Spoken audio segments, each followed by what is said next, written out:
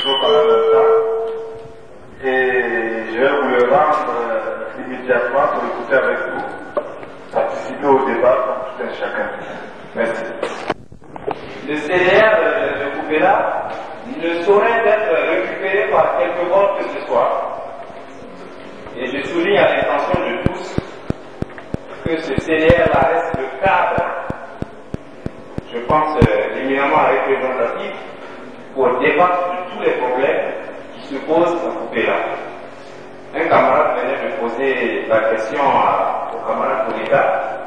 Pourquoi savoir quand il y a à chaque fois un problème, les gens viennent vous toucher personnellement? Alors il y a un bureau CDR qui a été assis ici, et je pense que ce bureau-là est à même de résoudre tous les problèmes. Alors si vous ne pouvez pas œuvrer, travailler dans ce cadre-là, je pense que tout ce qui se fait à côté, tout ce qui se fait dans les couloirs, je pense que c'est du noir, c'est du lugubre, c'est pas des solutions à même de faire avancer les choses ici.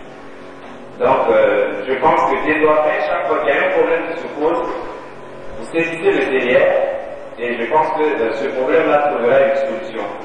Au lieu de, je pense que nous en avons marre de tous les problèmes individuels qui ne cessent de diviser les gens ici.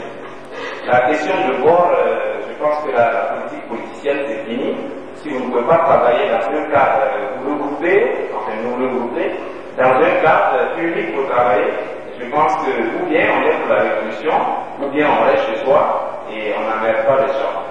Je vous remercie. Je dis peut-être qu'ils ont tenté donc de jouer leur coup, ça n'a pas marché, ils sont repartis. Et en attendant de projeter ça à un autre jour. Bon. Donc, néanmoins, je rentre, je prends des précautions, toutes les armes que j'avais, je les fais sortir. Puis j'étais assis au salon, j'attendais.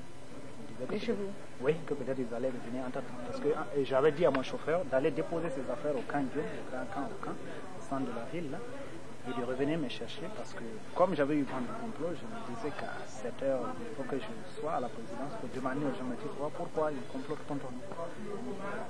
Alors, juste un quart d'heure après, le chauffeur est venu me dire que le camp est encerclé, c'est-à-dire que les commandos, il y avait 50 commandos du peuple qui étaient à Ouaga pour la sécurité des gens. Donc ils envoyaient 10 par semaine à son domicile. Alors, les éléments de conspirateurs,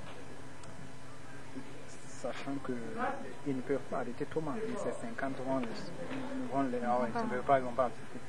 Donc ils ont emmené des chars encercler tout le camp. Les Zongo Ali aussi était là-bas, une antenne, avec son unité. C'est ainsi que, comme les hommes, même les connaissants, ils ne vont jamais accepter ça. C'est pas devant des militaires, ils ne vont jamais accepter ce rang. Donc ça a traîné comme ça toute la journée. Et moi, pendant ce temps, dès qu'il est revenu, je lui ai dit, bon, on va à Pau. Alors on est sorti, on a pris la route de Waïvia.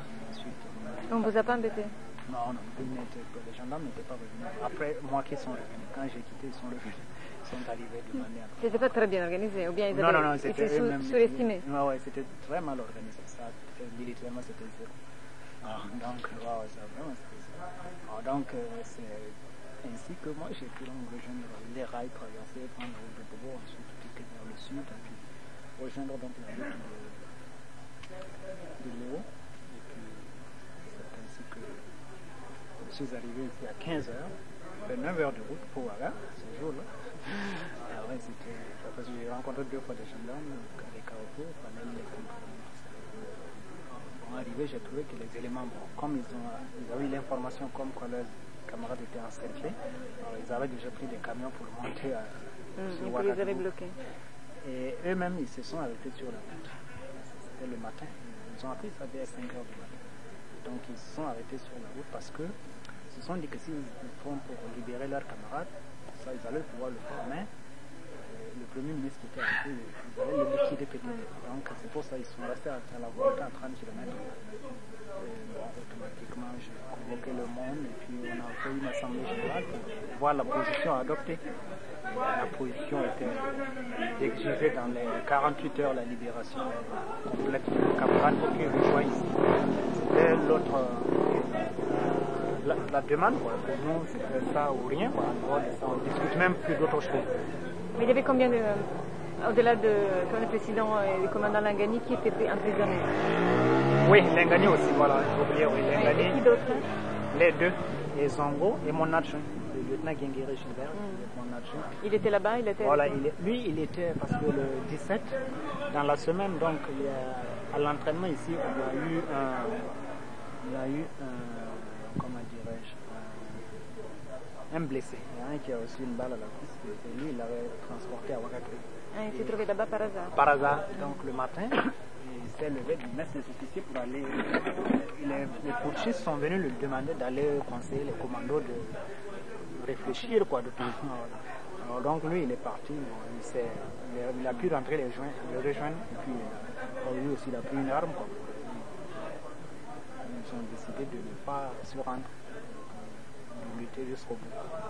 C'est ainsi qu'avec les papiers de Sango, ils ont organisé une résistance dans le camp jusqu'à 22h le soir. Alors 22h, donc, ils sont tombés d'accord sur une plateforme minimale, à savoir la libération, donc, permettre au camarade président et puis Lengani de s'expliquer devant une assemblée, de ne pas arrêter donc l'assemblée du CSP convoquer ça pour qu'il s'explique, ne pas arrêter Lengani, le chose Zongo et puis Guinguéré qui était au camp là-bas, et puis un troisième, le capitaine Boukari qui commande les parachutistes à Kodou. Voilà, lui aussi, et le matin il s'est levé, il est parti on a convoqué les officiers pour leur expliquer pourquoi ils ont fait les coups. Alors lui il a écouté ça, il a dit non, ça marche pas, il est parti rejoindre les autres au camp. Donc c'est lui qui commande les parachutistes maintenant. Donc c'était 3 officiers avec une quarantaine de commandos.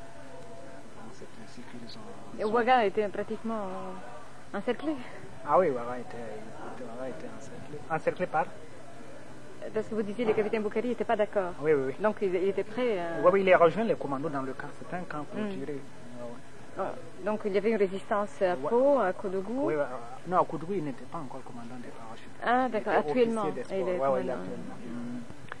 Donc finalement, c'est ainsi que... ils ont promis donc que les camarades présidents et Lengani vont effectivement chose et qu'ils n'ont qu'à laisser les armes, ils vont discuter. Mais il n'y a pas eu d'assemblée. C'était après le 23. Mais ils les ont pas fait venir. Ce n'est que vers le 30 qu'ils les ont libérés. Donc ils ne sont pas venus à l'Assemblée. Bon, ils ont fait des votes bidons là pour cautionner le coup d'État. Voilà, cautionner. Pour supprimer le premier ministère, il y avait 30 sur 120. Bon. Et puis le reste abstention.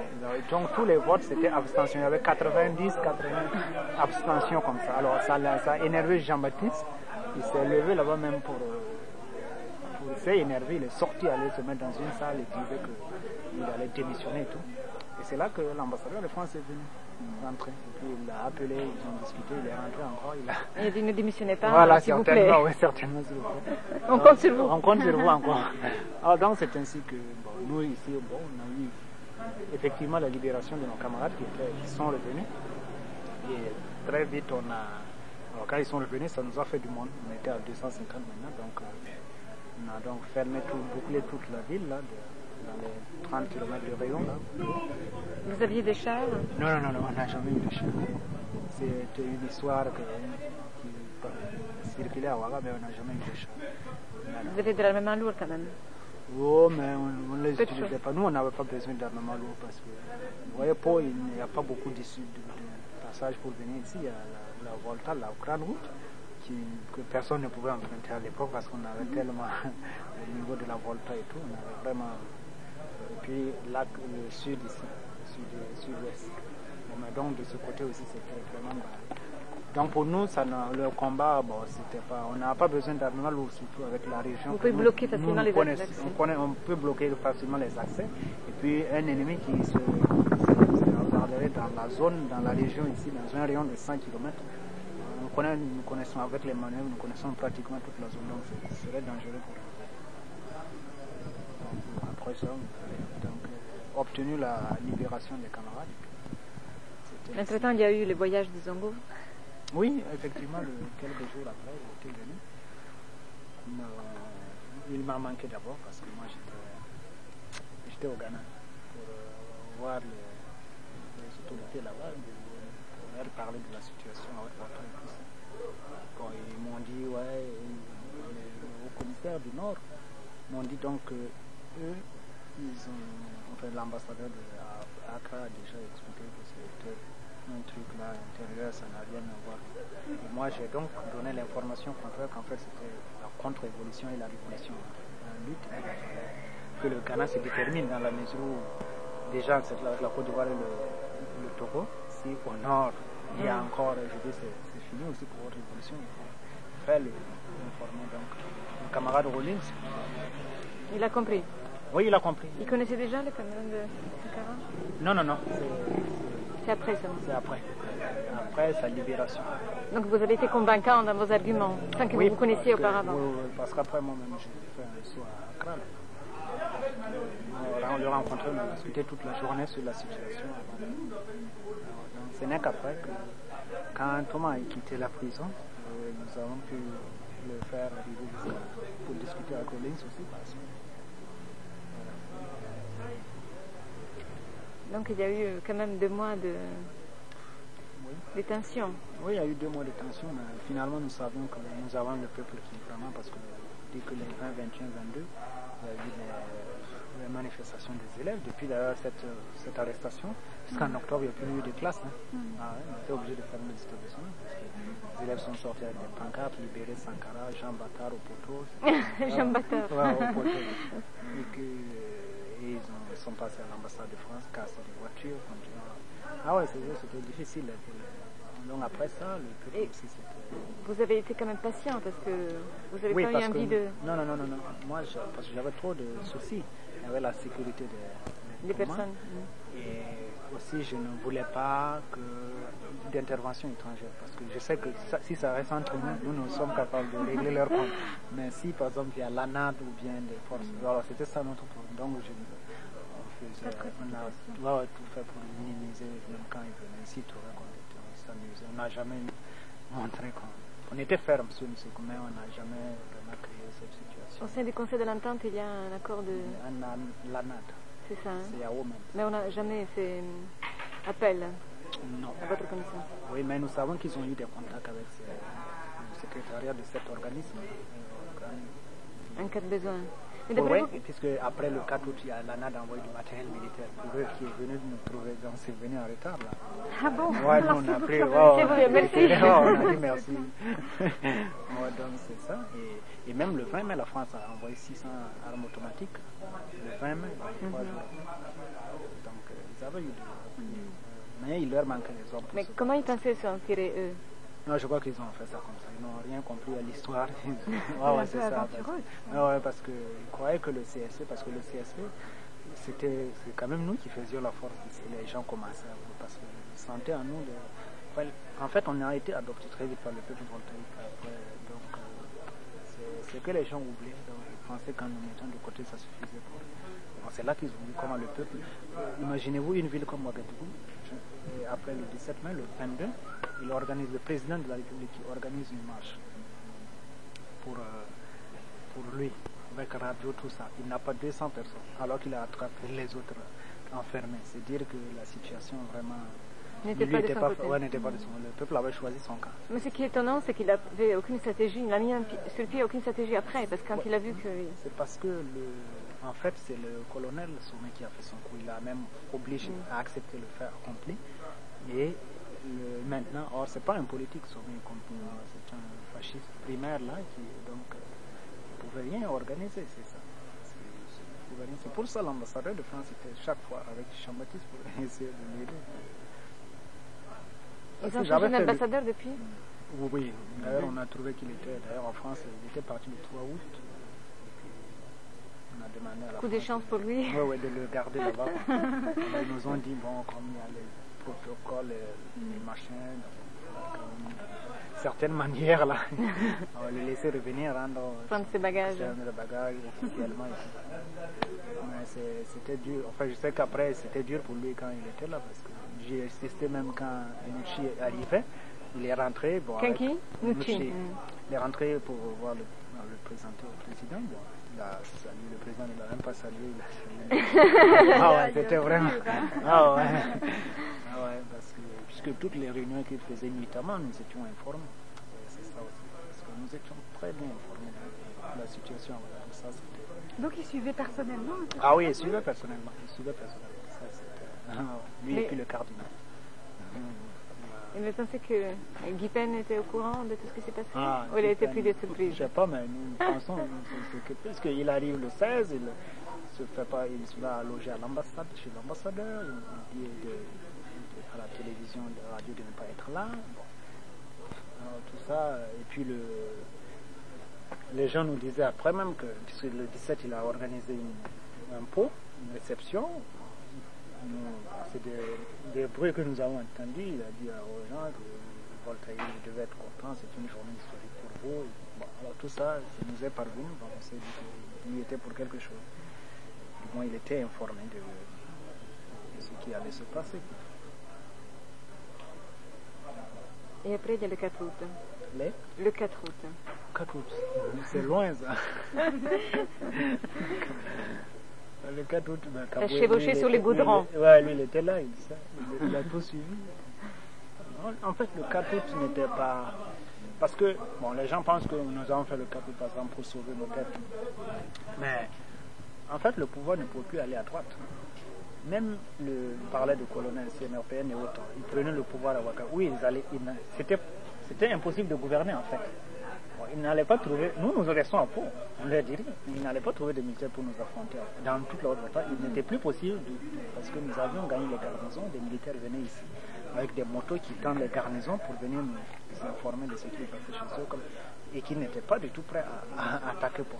Donc, quel que soit le pouvoir de droite qui se mettait en place par la force, ingouvernable. Il ne pouvait pas gouverner la Haute-Volta. Il n'y avait pas dans toute la kyrielle de colonel, on n'envoie pas quelqu'un qui pouvait, parce qu'ils ont traîné leur boss dans la politique, les gens les connaissaient assez. Donc pour nous, le 4 août, en fait, sur le plan militaire, ça nous a pas, c'était pas une action héroïque en soi, spectaculaire, parce que nous savions qu'à Ouattara, sincèrement, il n'y aurait pas eu de combat. Nous le sentions, parce que les militaires même avaient choisi leur camp. Il n'y a eu aucune résistance. Un peu. Oui, à la résidence de Jean-Baptiste, c'est là où il y a eu 2 morts.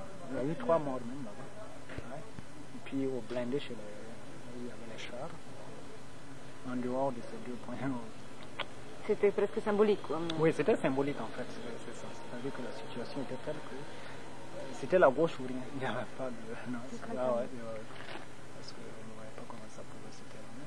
Et vous sentiez que les civils étaient mobilisés? Ah oui, ça, nous le sentions, puisque la Haute-Volta, après en juillet, quand vous arriviez à Ouagadougou, vous sentez, les gens, c'était vraiment en juillet, mois de juillet 83, c'était une résistance, une désobéissance civile, comme ça, les gens, on prenait les gens, ils faisaient une semaine, n'allaient pas au bureau, c'était vraiment pas leur problème, le gouvernement de Jean-Baptiste, alors qu'ils promettaient encore de faire revenir les vieux chevaux là. Alors pour les gens, ils en avaient marre, les gens ne se sentaient plus. Donc, c'est dire que, et la preuve, c'est que le 4 août, dans la nuit, il fallait faire rentrer les gens dans leur... Parce que pendant que ça tirait, les gens criaient « Vive la Révolution !» Ils venaient avec leur mobilette à côté de vous, ils vivent la Révolution. Ah oui, c'était ça. Et le 5 au matin, généralement, nous connaissons la Haute-Volta, quand il y a coup d'État. Le matin, les gens... Ah oui, ils attendent de voir si réellement il y a un camp qui a gagné avant de... Mais le 5 au matin, tu étais là, tu as vu toute la population est sortie, commencer de la place de la Révolution jusqu'à la présidence. Alors que c'était vraiment les jours qui suivaient. Mais, je ne sais pas, on a rarement mobilisé. Je sais depuis l'indépendance, on n'a jamais vu des manifestations comme ça. Non, c'était immense comme... C'était la première fois qu'il y avait un contact aussi direct entre la population et les militaires. Hein. Oui, c'est ça. En dehors, on a eu des contacts comme ça avec les éléments qui venaient bénévolement nous informer. Pas de façon spontanée. Spontanée, oui, comme ça nous informer de la situation. Puis les contacts que nous avons gardés avec les disons individuels, alors que les gens dans les rues, c'est la nuit. Ah ouais, dans la rue, c'est aussi comme ça. Mais on a gardé des contacts. Mais j'avais beaucoup de contacts. Hein. Pratiquement, on ne dormait même pas là. À 2 heures, les gens viennent nous voir pour nous dire maintenant là. Comme ça, on ne les connaît même pas. Et puis ils venaient, ils demandaient à s'engager dans l'armée. On était obligé de faire un camp d'entraînement. Et puis les mettre là-bas. Ils étaient là-bas, ils étaient civils. Ils vous ont été utiles? Bon, jusqu'à... Oui, ils nous ont en tout cas aidés. Moralement. normalement. Et après, comme il y a eu la réconciliation le 16 juin, bon, on les avait libérés. Avant le 4 août, ils sont revenus.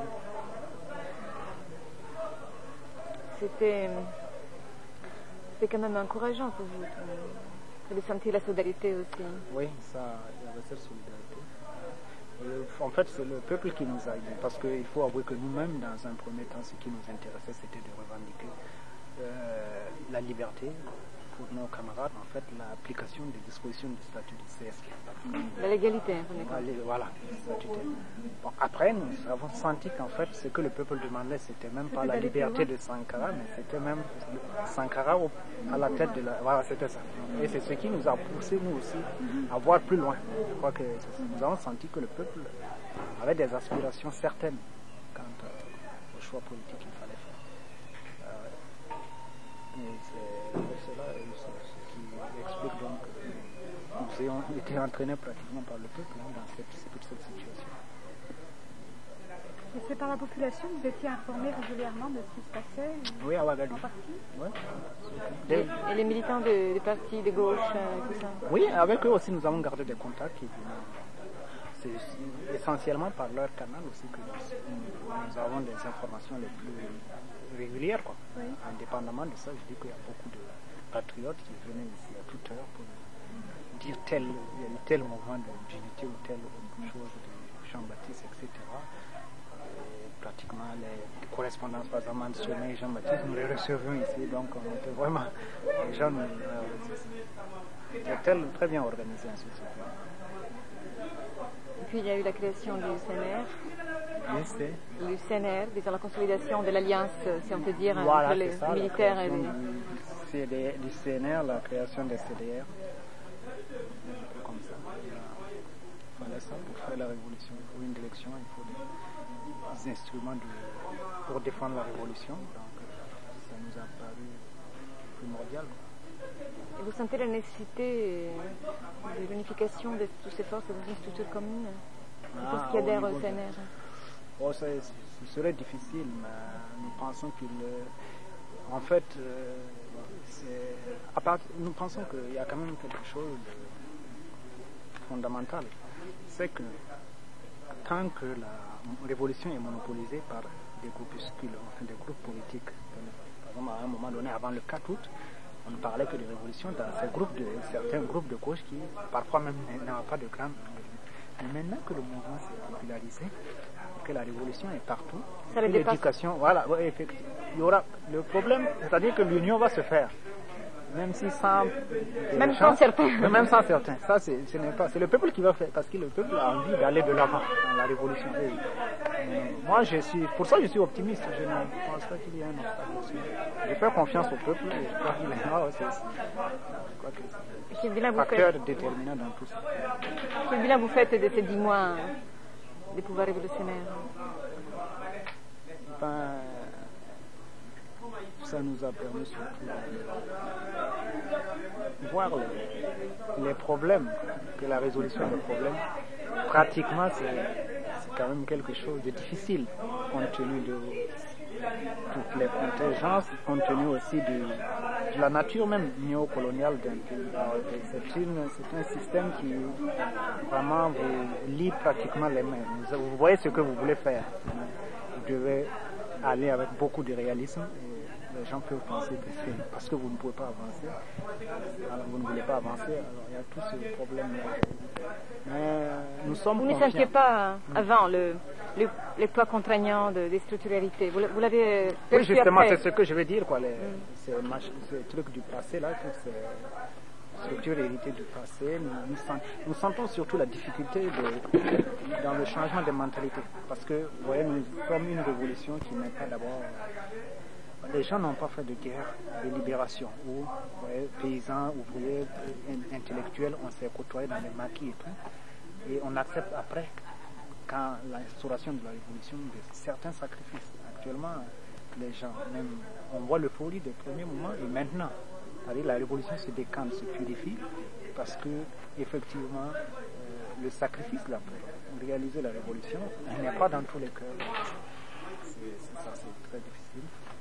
Et bien sûr dû et puis aussi ce problème de l'éducation de tout un peuple. Cela aussi se pose dans la mesure aussi où nous n'avons pas.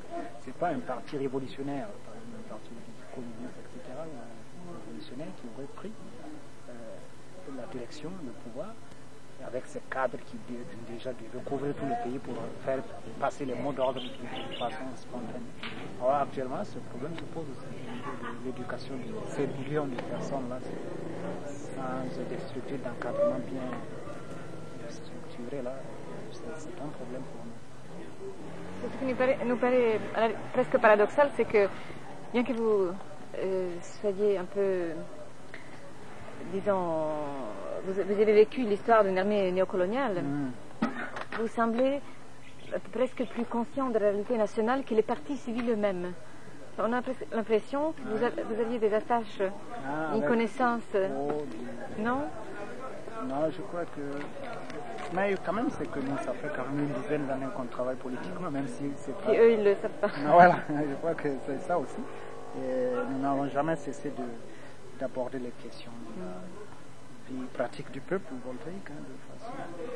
Tout cela, ouais, ça nous a permis de nous cultiver, même si on a été beaucoup entravé par les tâches, parce que quand on avait beaucoup de moi, je m'occupais des parachutistes, l'autre était dans les parachutistes, comme le président dans les commandos, c'est toujours des unités où le boulot militaire. Ne manquait pas, oui. Donc ça nous a. Mais disons que preuve de réalisme dans ce sens. Oui, même parce que nous avons suivi avec attention les luttes populaires en Haute-Volta. Nous avons vu ce que le peuple réclamait à chaque fois, après chaque pouvoir. Alors cela, c'est ça. Je crois que c'est l'analyse concrète que nous avons pu faire des situations concrètes comme. Et la transformation de cette armée néocoloniale, il s'est fait rapidement d'après vous ou il y a encore de grands obstacles?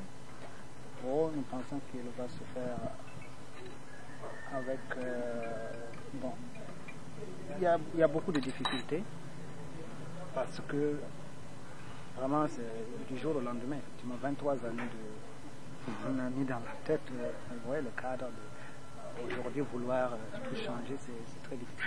Mais avec les dégagements, la montée d'officiers quand même plus, même s'ils ne sont pas des révolutionnaires convaincus, leur amour pour le pays, leur loyauté, ça nous permet de travailler avec eux de façon régulière. Nous pensons que nous essayons de toute façon d'organiser ça autour de principes clairs, à savoir, comme dans tout régime, que la direction politique puisse diriger l'armée, que ne soit pas l'idéologie des révolutionnaires qui pénètre l'armée. Il y a le travail, donc, comme je le disais, entre le peuple, l'intégration armée-peuple, armée et puis peuple.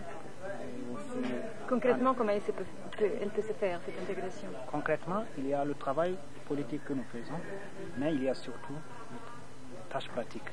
D'ailleurs, je disais ce matin au délégué CDR, lorsque nous disons de faire des champs, de faire de l'élevage, de faire des trucs, des petits métiers dans les camps, c'est parce que nous savons que même si on met dans leur tête là, toute l'idéologie, la théorie révolutionnaire, tant que concrètement ils ne font pas les tâches pratiques, les tâches du paysan moyen, les tâches de l'éleveur moyen, ils ne peuvent pas se sentir appartenir à cette classe laborieuse là pour mieux la défendre. C'est pour cela, parce que quand le militaire fera tout ce que le paysan fait, tout ce que l'éleveur va faire, il se sentira beaucoup plus lié à cette classe-là, même s'il n'y a pas un travail politique renforcé. Nous mettons l'accent justement sur cette tâche. Mais concrètement, ces travaux doivent servir, disons, à l'autonomie de l'armée Ça, c'est pour des années choses. Maintenant, ce qui nous intéresse, c'est le contenu idéologique. La pédagogique. Voilà, le contenu idéologique de cet aspect de travail-là qui nous intéresse. Savoir que ça va permettre à ces militaires-là de se sentir plus proches, de mieux nourrir leur effacer leur sentiment de privilège. Voilà, des gens qui n'ont pas, qui trouvent que ces paysans, ces éleveurs, c'est des gens un peu emboîtés. L'armée est entièrement alphabétisée? Entièrement? Alphabétisée, comme on dit. Non, ça c'est un problème aussi. Et les CDR ont pratiquement inscrit ça aussi dans leur programme d'activité. Mais c'est un pourcentage pas très élevé. L'impression que non, c'est que c'est une armée déjà dans... Ouais, mais les militaires ils parlent le français un peu. Un peu, hein, parce que nous on donne les cours en français, ils sont obligés de suivre. Ils suivent. Avec pas beaucoup de grammaire, et puis ça va quand même. Comment vous concevez la relation entre les CDR paramilitaires et l'armée régulière? Les CDR paramilitaires, ce sont les milices. Hein? Oui. Ah, les milices. Non, nous disons que en fait, nous formons, parce que nous avons des tâches. Par exemple, ici, quand dans nos programmes de choses, s'il y a des problèmes dans la région, par exemple, si nous avons une défense assurée dans la garnison, il ne faut pas que ce soit nous encore qui soyons là à suivre, parce qu'il y a des points sensibles dans la ville, l'ONE, ça ce n'est pas à nous militaires, nous les commandants, on ne doit pas s'occuper de ça, c'est la population qui doit, ouais, c'est des tâches de second plan comme ça, voilà, qui sont, c'est ça, donc il ne peut pas y avoir de... Et vous comptez l'élargir, l'armée, ou bien consolider? Non, c'est consolider donc leur conscience, de renforcer leur conscience de classe, et puis formation généralisée du peuple. Formation généralisée du peuple. Au-delà donc. Ah, d'accord. Militaire généralisé du peuple. Et peut-être, si ça marche, peut-être le service national. Il y a beaucoup de soldats de carrière, comme on dit? Actuellement, oui. Ouais, pratiquement l'armée, c'est la carrière, ceux qui sont dans les unités constituées. La plupart. Hein. Ouais, la carrière. Donc il faut en faire des révolutionnaires professionnels. Voilà, c'est un instrument politique. Hein. L'armée a été un instrument politique au service des bourgeoisies, enfin des classes dominantes. Il faut aussi que l'armée soit un instrument politique au service du peuple. Ça, nous avons assuré. Vous pensez que si danger il y a, je veux dire, s'il y a des forces qui essaient d'opposer, certainement il y en a, qui essaient de s'opposer à ce processus révolutionnaire, elles ne viendront pas de l'armée désormais. Malgré quelques remous, récemment, on a entendu parler de quelques officiers qui... Oh, vous savez, les forces, les réactions, ça peut venir de partout. Hein. Il n'y a pas de chose. Il n'y a pas de... L'ennemi peut utiliser, tant qu'elle peut utiliser l'armée, le clergé, tout ce qu'on veut. Donc pour nous, il faut être vigilant sur tout. Mais nous savons qu'il y a un travail qui est fait pour permettre à l'armée de rester au service de son peuple. Ça, mais vous ne sentez pas particulièrement enfin, que de l'armée il y ait vraiment des mécontentements ou de... Oh, mais les mécontents par rapport aux autres, c'est minime, c'est ça, c'est négligeable. Mais ça, sûrement, ça fait des... Enfin, ça gêne quand même, quoi. Ça démontre qu'il y a des mécontents. La gendarmerie dépend du ministère de la Défense? Oui. Elle s'est intégrée dans... Oui, il n'y a pas de problème, même ici on avait des gendarmes. Oui, on les a vus. Ils étaient à l'organisation comme les autres. Il n'y a pas de conflits spéciaux? Non. Bon. Il y a eu un accident récemment, ici. Oui. Ah ouais, effectivement, il y a eu aucun un accident parce que nous sommes... Vous savez, nous travaillons beaucoup avec les explosifs. Il y a eu dans une des soutes là, les explosifs qu'on avait dedans qui ont... Puisque là, l'enquête se poursuit, on ne sait pas. Puisque les soldats étaient pratiquement tous dehors. Après la garde qui était là. Donc, c'était réveillé, c'était le jour. Parce que là, vraiment, c'est ce qui a bien pu. Vous n'avez pas su ce qui s'est passé? Non. Quelles sont vos fonctions exactement au sein du gouvernement? Ministre d'État, délégué à la présidence de la République. C'est-à-dire que mon ministère, c'est la présidence. C'est un fonctionnaire de la présidence. Oui, je vois. Vous voyagez beaucoup pour cela? Non. De temps en temps, je sors en mission. Aller voir, c'est surtout des fonctions antérieures. Oui. Autrement, je m'occupe beaucoup plus du canton. J'ai des contacts avec le camarade président, on discute beaucoup. Ça va. En dehors de ça va. Ouais. On vous remercie. Nous allons jouer au football. Oui. Mais, ils sont vous aussi? Après, c'est tout de suite. Ça me rappelle Mohamed Maïga.